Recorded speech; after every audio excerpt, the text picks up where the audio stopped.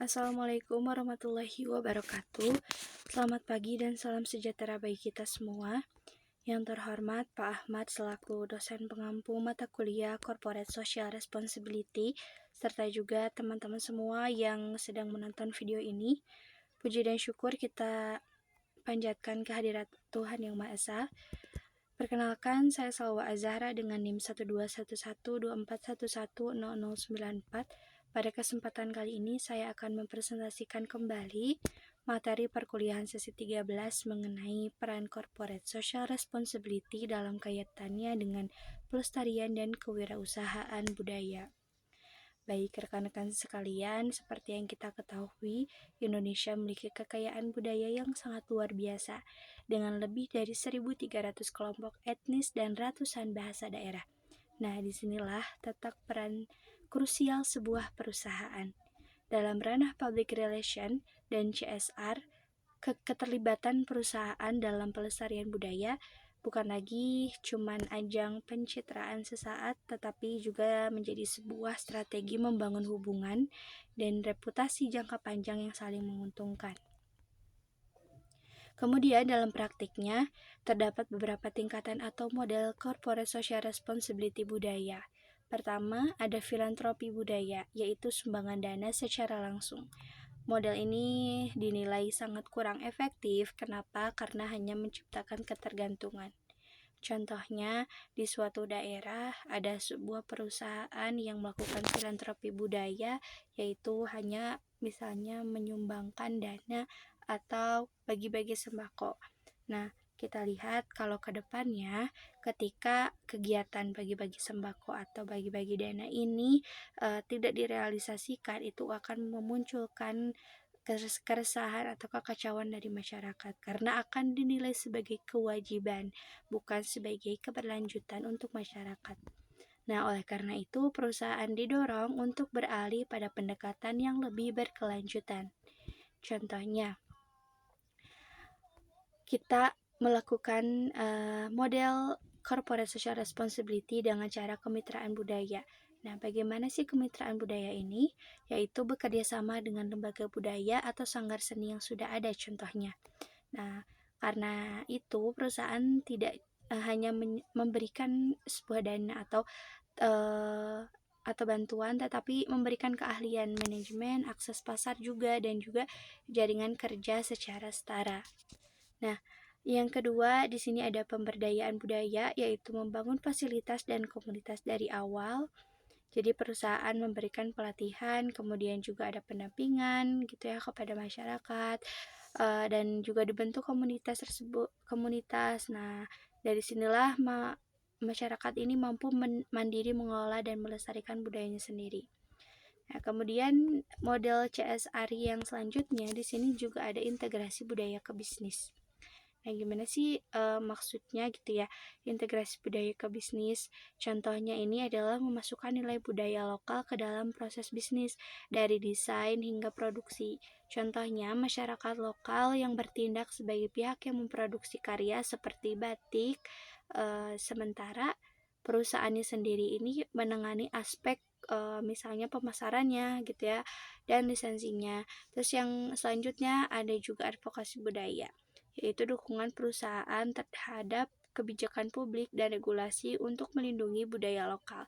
Ini bisa berupa bantuan hukum, terus juga ada dorongan pengesahan perda, hingga pendaftaran sertifikasi UNESCO. Selanjutnya, model CSR selanjutnya itu inkubasi budaya. Inkubasi budaya itu seperti apa sih? Nah, inkubasi budaya ini yaitu menyediakan ruang fisik, pendampingan intensif, serta dana awal bagi inovator budaya. Contoh keberhasilannya adalah penguatan akar komunitas dan budaya di Bali misalnya sebelum dibuka secara masif untuk pariwisata luar. Nah, kemudian kita juga melihat ya dari beberapa model-model CSR ini yang memang bisa menjadikan corporate social responsibility ini bukan hanya sekadar bagi-bagi sembako, tetapi juga bisa bermanfaat bagi sekitar, yaitu kita sudah membahas dari pertemuan sebelumnya yang disebut 3P gitu ya. Nah, di sinilah kita sebagai perusahaan gitu harus bisa memikirkan bagaimana sih program yang baik untuk keberlanjutan, tidak hanya bagi-bagi sembako, tidak hanya memberikan uang kepada masyarakat, karena itu akan menjadi ketergantungan gitu.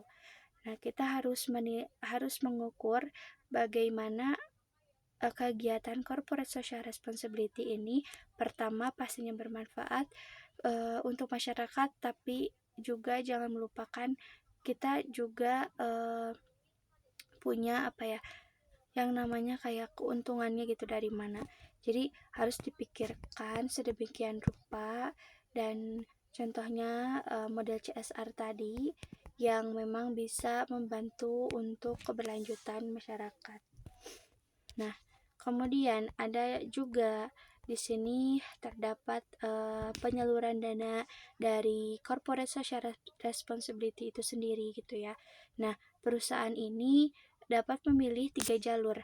Nah, bisa secara langsung atau direct yang prosesnya cepat namun memang rawan penyalahgunaan. Kenapa? Karena bisa melalui perantara atau intermediary seperti universitas maupun LSM yang lebih profesional. Atau yang paling ideal adalah participatory distribution, di mana keputusan alokasi dana dibuat secara transparan oleh komite bersama antara perusahaan, pemerintah daerah, terus juga komunitas dan akademisi gitu. Jadi dari corporate social responsibility ini kita bisa bekerja sama dengan lembaga sumber daya masyarakat, atau misalnya kita juga bekerja sama dengan pemerintah daerahnya gitu ya, atau mungkin kita juga bisa memasukkan hal ini ke dalam ranah akademisi gitu, yang dimana mungkin universitasnya itu terletak di daerah yang sama gitu dengan perusahaannya.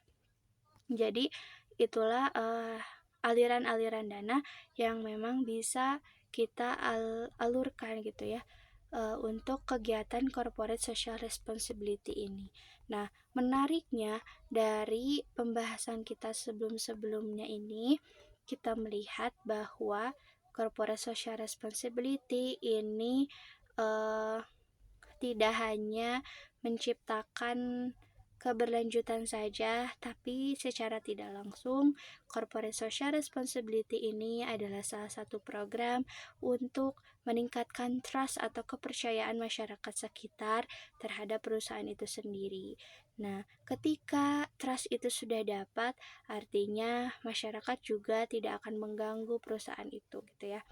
Sesimpel itu. Dan corporate social responsibility ini memang membahas bagaimana tapi kayak tahapan-tahapan branding itu sendiri. Yang pertama kan brand itu dimulai dari brand awareness gitu. Bagaimana orang-orang itu tertarik dulu kepada kita, baru selanjutnya ada brand yang menilai kita dulu gitu, kayak brand interest, jadi tertarik gitu ya. Tadi kan awareness, tahu dulu, tertarik, kemudian yang ketiga ini brand trust. Nah, ketika brand trust ini udah didapatkan atau masyarakat sudah trust gitu ya kepada perusahaan, artinya apapun yang dilakukan oleh perusahaan, masyarakat tidak akan mengganggu gitu. Nah, itulah penting bagaimana corporate social responsibility ini harus diterapkan dengan baik untuk masyarakat sekitar. Dan contohnya yang tadi seperti perusahaan memberikan pelatihan dan pendampingan, contohnya mereka dikasih tempat gitu ya untuk melakukan pendampingan ekonomi kreatif seperti misalnya digital marketing, atau misalnya pemasaran produk mereka seperti apa gitu, dan lain-lainnya. Terus juga bagaimana sih perusahaan ini bisa masuk ke dalam budaya-budaya dari masyarakat sekitar. Contohnya yang tadi program dari corporate social responsibility ini, kalau misalkan susah gitu ya untuk masuk ke dalam sebuah masyarakat, kita yang harus masuk ke dalam program-program masyarakat itu sendiri. Misalnya kayak setiap hari Senin ada ritual apa, ritual budaya apa. Nah, perusahaan ini memasukkan programnya gitu kepada program masyarakat yang memang itu sudah jadi bagian dari masyarakat gitu. Jangan memaksakan rencana dari perusahaan yang tidak ada korelasinya dengan kebutuhan masyarakat. Nah, kemudian integrasi budaya ke bisnis. Ada juga kan memasukkan nilai budaya lokal ke dalam proses bisnis. Contohnya, masyarakat lokal memang bertindak sebagai pelaku usaha yang memproduksi, tapi bagaimana caranya perusahaan ini bisa membantu memasarkannya, atau perusahaan bisa membantu lisensinya gitu. Jadi dukungan-dukungan yang memang diberikan perusahaan bisa memberikan dampak kepada masyarakat sekitar gitu. Jangan cuman bagi-bagi sembako, bagi-bagi uang gitu. Ujung-ujungnya kalau misalnya perusahaan itu kita nggak tahu ya keuangannya stabil, nggak akan stabil gitu. Jadi kalau hanya sebatas CSR itu bagi-bagi sembako, ya udah uangnya habis, terus nggak ada lagi gitu keberlanjutan yang lain, nggak ada lagi dampak untuk perusahaannya gitu.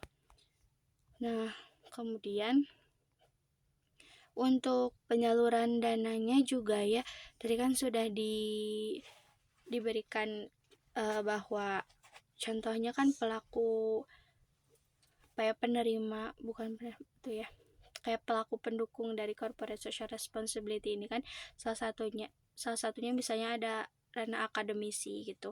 Bagaimana perusahaan juga harusnya memahami lah gitu, misalnya cara berkomunikasi dengan akademisi seperti apa, terus apa yang dibutuhkan oleh akademisi gitu ya.